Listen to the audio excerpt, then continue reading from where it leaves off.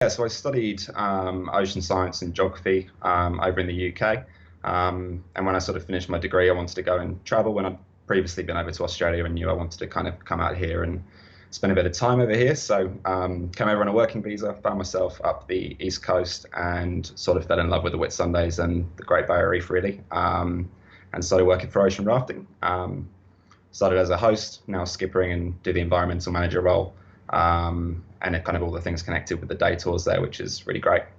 Yeah, well, I guess it does really offer all that the Great Barrier Reef Marine Park has to offer. Like you've seen the videos there, that's obviously Hill Inlet, the third most photographed place in the whole of Australia. And ocean rafting is fortunate enough to hold permits that allow us to go into that inlet, which is amazing.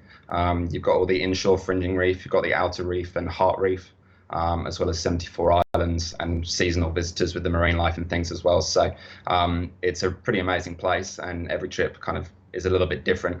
But yeah, going from a world-class beach to the world's famous reef all in one day is a pretty special part of the world.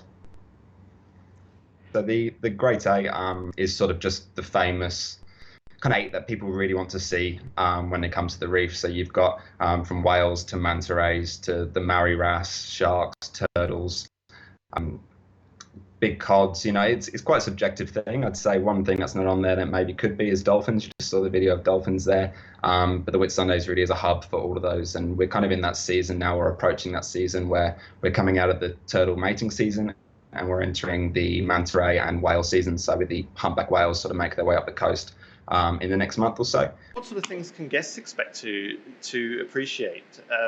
Again, how long would you stay in the Whitsundays if you wanted to go and see it properly?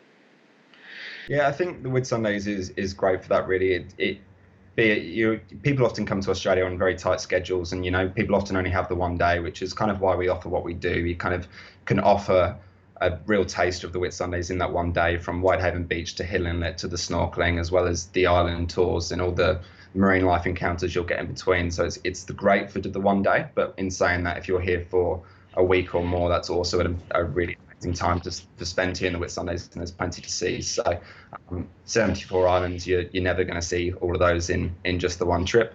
And you're always going to see different things on the reef if you want to go out on one or two different tours. And we offer a scenic flight as well. So the ocean rafting flying raft package is amazing, gets you up in the air over the outer reef as well. You get to see Heart Reef from above, as well as Hill Inlet, and it's just a bit of a different perspective. So it really depends on how long the person has, but I would always encourage people to spend as long as they can in the Whitsundays. It's an amazing part of the world. And the company you work for, Ocean Rafting, has been in the Whitsundays, I think, for about 20 years, you were saying, and that would make it one of the oldest founding members, I think, of Ecotourism Australia. Yeah, absolutely. So one of the original day tour here in the Whitsundays, and very proud to be part of the Ecotourism Australia Hall of Fame, having held that certification for over 20 years. Only 14 operators nationwide that hold that qualification. So kind of a credit to what the owners have done here in the Whitsundays, as well as kind of what the tour offers in terms of its environmental practices and its involvement kind of on the reef in terms of reef management and that interaction interpretation to guests as well, making sure they have an amazing time, but also an educational time on the reef and in the Whitsundays too.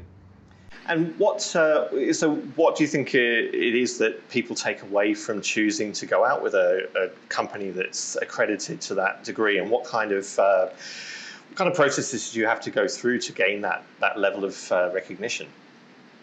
I mean, a lot of things, just in the way that the company runs itself, obviously prides itself on running in a sustainable way. There's also a few things that we do directly within the operations. So like I was mentioning with the reporting and things back to the Great Barrier Reef Marine Park through the Eye on the Reef network. That's a kind of a network of information and site stewardship, if you like, where we look after individual parts of the reef and monitor and record changes for better or worse. Back to the marine park, which helps with that management. It helps us maintain our permits, which means that we can take guests to the best parts of the reef. So, for example, Hill Inlet, very exclusive access into Hill Inlet. We're pretty much the only operation that's allowed to drive in there. And you'd be parked up on the most pristine part of Whitehaven. And having done all what the company's done for the last 20 years, it really allows us to provide the best possible tour as well, best possible product. No, it just sounds amazing, and it's an area that again perhaps many Australians are familiar with. But what we find is you just scrape the surface when you tend to pass through. I think you mentioned you went out there again just recently. I presume it's all still there. It's all still there, yeah. We're obviously adhering to all the social distancing rules and things here in the Whitsundays, just like everywhere else. But it's definitely important that we maintain that site stewardship and things. So making sure that we obviously had a lot of issues with the media, sort of talking about things like coral bleaching. And that kind of all happened just before this pandemic, and going out there now, having a bit of a look and assessing what's going on, so that the appropriate management can be put into place to keep this place beautiful, so that when we are up and running again, we can go to the best spots, provide the current and correct information to the guests as well, and just really make sure we, protect our patch, if you like, look after the Whitsundays. Yeah, well, let's hope business will be open again soon. We're working with, as you know, sending out emails and sharing the things we're doing with you and with Ecotourism Australia, in the hope that the people who see and read about this can learn a little bit more about what the opportunities are, and hopefully jump on and maybe even start planning a future trip, having a think about that at the moment as we all sit in our isolation.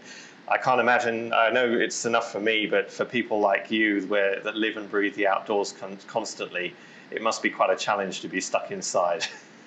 Yeah, I think we're all missing it, definitely.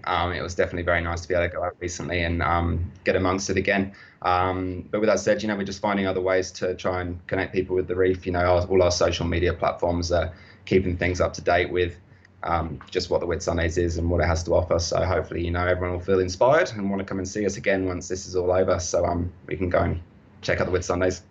And one final thing, I know I asked you earlier what about your favourite moments on the reef, and you talked about the migratory arrivals that are coming through at the moment, and that season's happening. We might miss it this year, unfortunately, but tell me about a particularly special encounter you have had recently.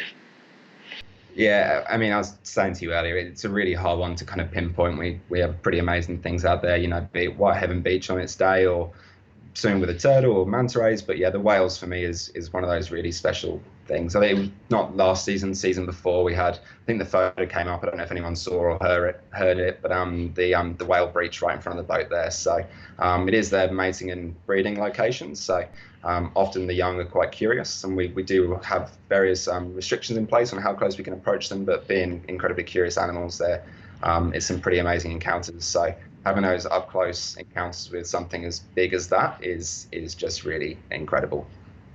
Yeah, and I noticed there's some content on your Facebook page of an encounter you had with a calf last year, which people can jump on and have a look at. Just remind me where they go to find you online. Yeah, so we're on pretty much anything you can possibly imagine. We obviously have a website, so check that out as well, the oceanraftingwebsite.com. But obviously Facebook, Instagram, yeah, anything you'll find us. Type in ocean rafting, you'll see a big yellow boat, or a little yellow boat rather, and obviously all the pretty cool content that's coming out with that at the moment. So get everyone to check it out. And likewise, jump onto wilddiaries.com, fill in the details about where you want to go next, and we'll hopefully be able to help you and introduce you to people like James.